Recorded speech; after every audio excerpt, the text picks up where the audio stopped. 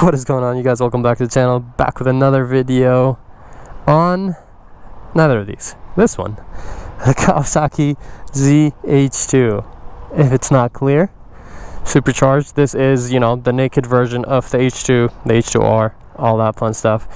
Actually, I met him about, like a year and a half ago, 2 years ish, literally right when I started kind of YouTube, and he just got it. I like put in some of the braking miles for him, test rode one for the first time because I mentioned in one of my videos like it'd be cool to ride one, so he reached out and we did a little test ride. But now he got all type of like tunes, exhaust, all type of fun stuff, so he's like, it's pretty much transformed, so this is a proper, you know, ride. You should test it out now. Unlocked, not in the braking period, and as it should be. Obviously, like these bikes when they come out of the box, they're kind of useless, like just like this one.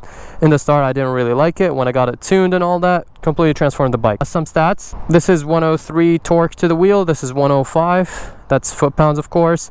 This one made 171 horsepower to the wheel, and this is 230 what?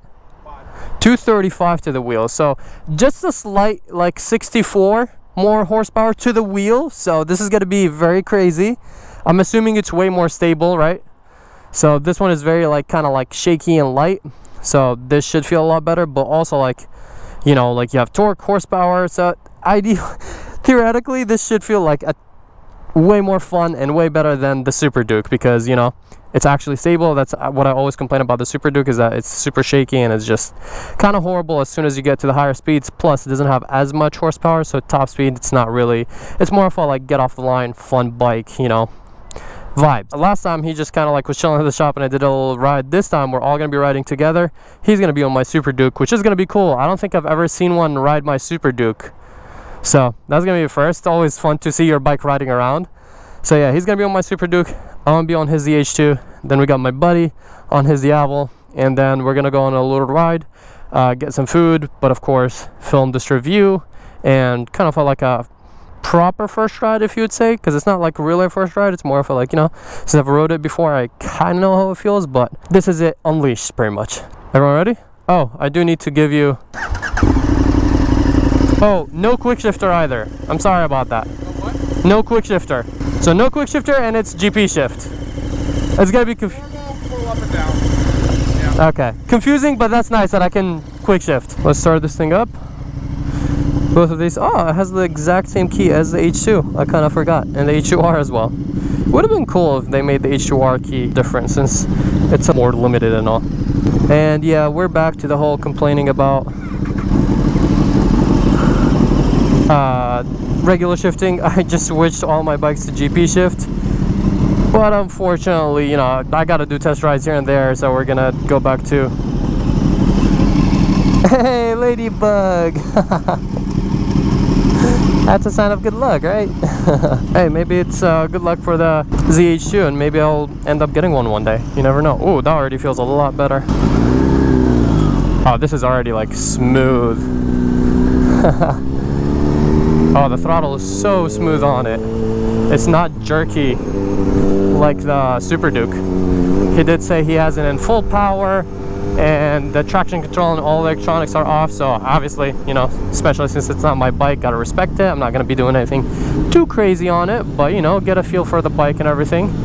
First things first, it feels very like riding position, and it feels more spacious for sure, but also riding position is very like kind of high for a naked bike, which I really like about the Super Duke. I like that like kind of tall, because, you know, it gives you a different feel than the Super Sport, so I do like that. It does feel very like nimble. The Super Duke does feel a bit more nimble, of course. Brakes, everything, I mean, it's Kawasaki. They're so, like, for a supercharged bike to be this smooth, that's absolutely insane. First impressions, super like easy to ride, easy to throw around, but it just doesn't feel as like light as the Super Duke, which is normal and obvious. But, you know, just stuff to point out. He does have a little windshield, which is gonna be nice. We are bigger, taller people, so, you know, like all of these definitely do affect.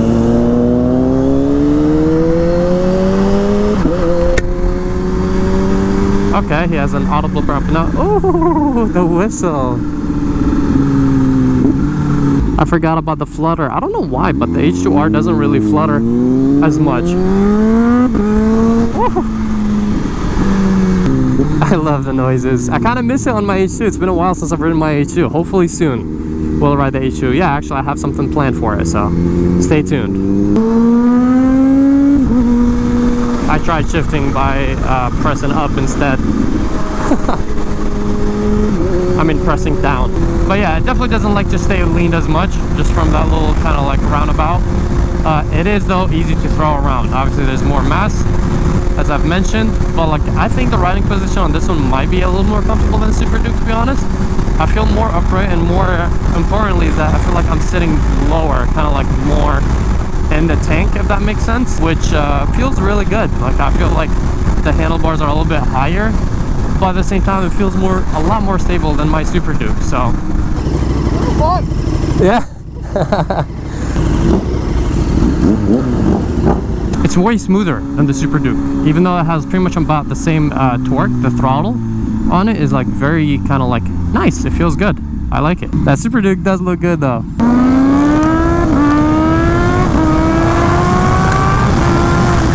Yeah, she mobs. She mobs, but it's so stable. Like I was kind of like being gentle with it because I, you know, was worried that it might come up. I don't know how the bike reacts exactly. The H2s with the supercharged engines are really aggressive, but this one is really smooth. I mean, the fact that makes only what, 15 horsepower less than my actual H2 is impressive.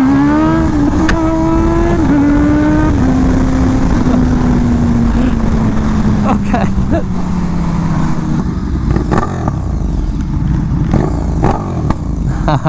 Yeah, that Super Duke does sound really good, even though it just has a slip-on.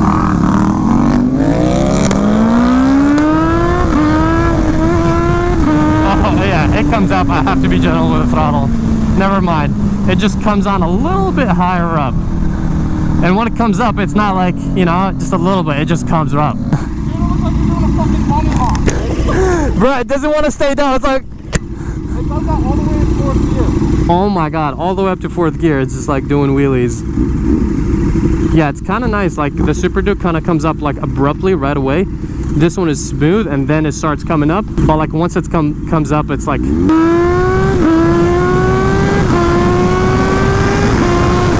I don't even know what I hit, but that felt fast. Oh yeah, like the throttle of this bike, the bike just like keeps pulling and it just wants to go. I feel like to compare this to some of my other bikes and some of the other naked bikes I've ridden, this is a very like in between, I would say, the Super Duke and my M1000 single R. Rest in peace to that bike. It's just like, it's really smooth, it's very torquey and powerful. Actually no, we need a bike that is stable. It's kind of like the Rush too. You know, the Rush feels a little, actually yeah, I would say it's more like, it's a combo of all of them. Like it's the best of all three bikes. As stable and a solid feeling as the Rush, which I think the Rush has that like kind of dialed down. It's like the most stable feeling and solid bike out of the naked bikes that I've ridden.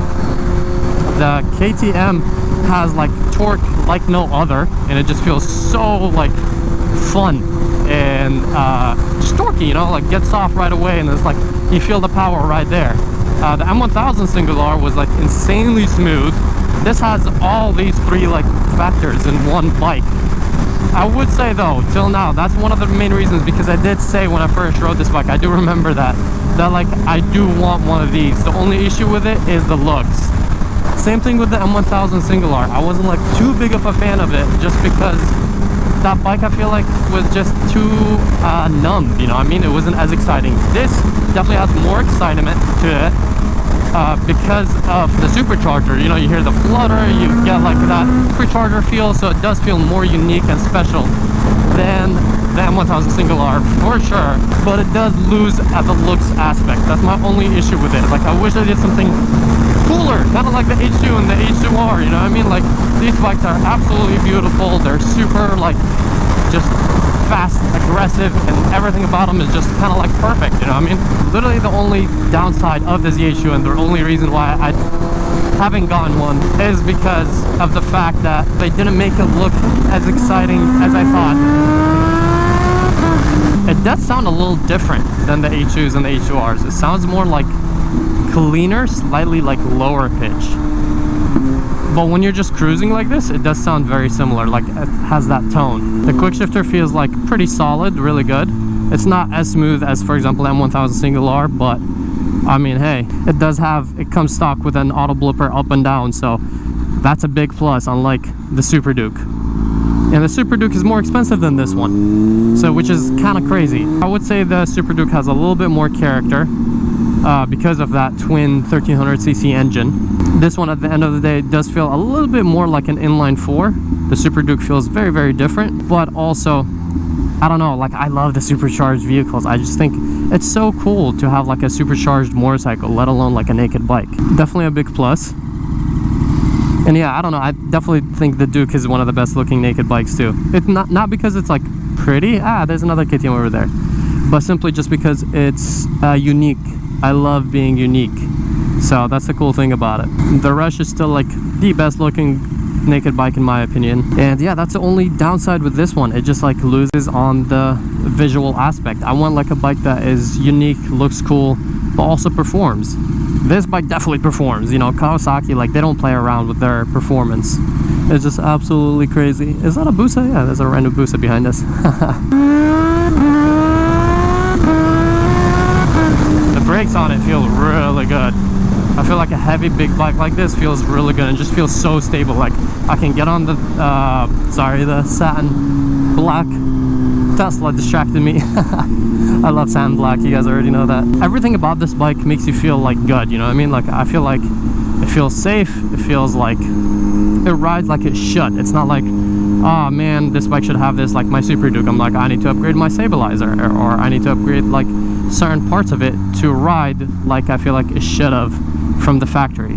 So yeah, I was gonna go straight, but there's a cop literally right here. They're everywhere. Yeah, sadly there's a crazy amount of traffic. We're not trying to go too crazy, but I definitely wanted to feel like the power and everything for it, and I feel like I grasp like kind of where this bike sits in between this one and the other nakeds.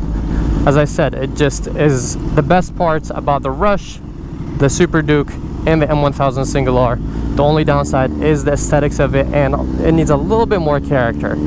You do hear the flutter and all that fun stuff from the Supercharger, but it's not as intense as, for example, the H2. It just needs a little bit more character, and if they make this bike look slightly better, it will be like, if not the best, then definitely one of the best naked bikes ever made. Well, that was fun. Dude, I was trying so hard not to stall it, because then we would need the key again. Oh, yeah. I did forget about that. Yeah, since this is a key fob, it is kind of nice having the key fob though. There you go, now it's locked. How do you like it?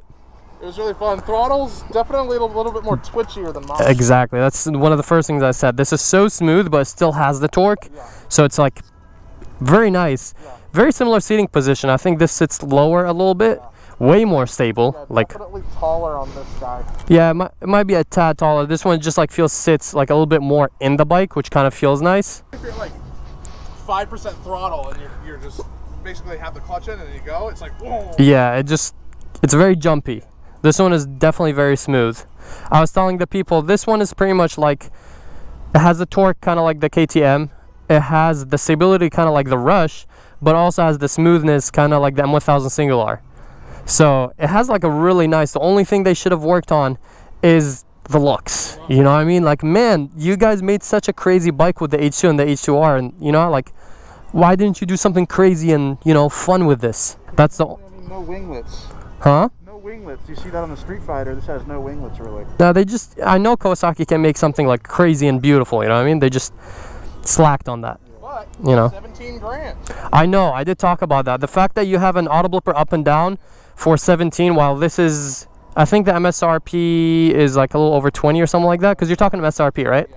Yeah, so like this out the door would have been like close to 25. This is probably like a little over 20, so still like about $3,000–4,000 difference, and you get an auto blipper quick shifter included. Thank you, Kawasaki.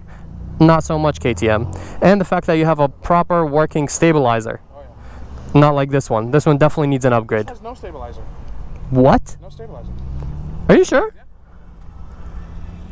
That's one of the main things people first do on this bike, but I haven't felt the need to add one. Bro, this has a stabilizer and it feels a lot worse. My stabilizer is like right here. Yeah. And it feels like so much worse. Yeah, no stabilizer. It's just what? Probably. Yeah, I guess. It's like 530. 5. Before my modifications, so it's now like Okay. 5.